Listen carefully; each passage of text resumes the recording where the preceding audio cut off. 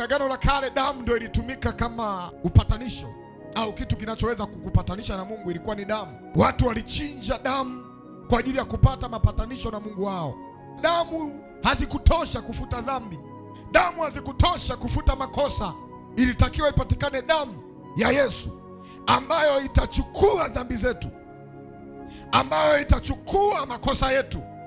Isaya sura 53 mstari wa 5 anasema, bali alijeruhiwa kwa sababu ya makosa yetu, alichubuliwa kwa sababu ya maovu yetu, adhabu ya amani yetu ilikuwa juu yake, na kwa kupigwa kwake sisi tumepona.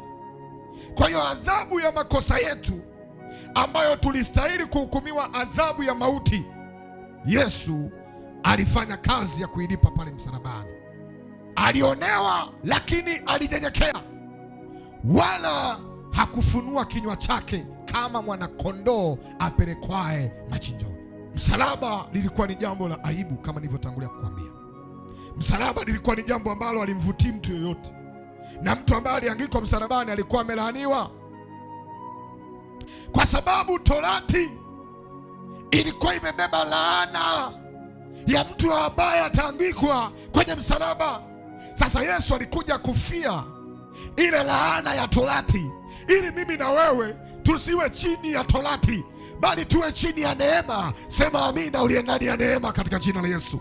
Wagalatia 3:13 anasema, Kristo alitukomboa katika laana ya Torati, kwa kuwa alifanywa laana kwa ajili yetu, maana imeandikwa, amelaaniwa kila mtu angikwae juu ya mti. Kwa hiyo Yesu alifanywa laana juu yetu, alifanywa laana juu ya mimi na wewe, kwa sababu imeandikwa, amelaaniwa mtu ambaye anaangikwa au ameangikwa msalabani. Kwa msalaba lilikuwa ni jambo la aibu. Leo hii kuna watu tunavaa misalaba mikubwa, tunaiweka mbele, tunasema sasa huyu ndio Yesu. Lakini katika Agano la Kale ukiwa umevaa msalaba ilikuwa umevaa laana.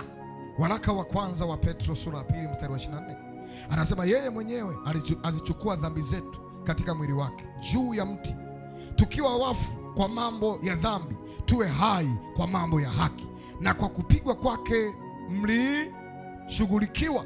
Alipokuwa anapigwa mijeledi, alikuwa anapigwa mijeledi kwa sababu ya dhambi zetu.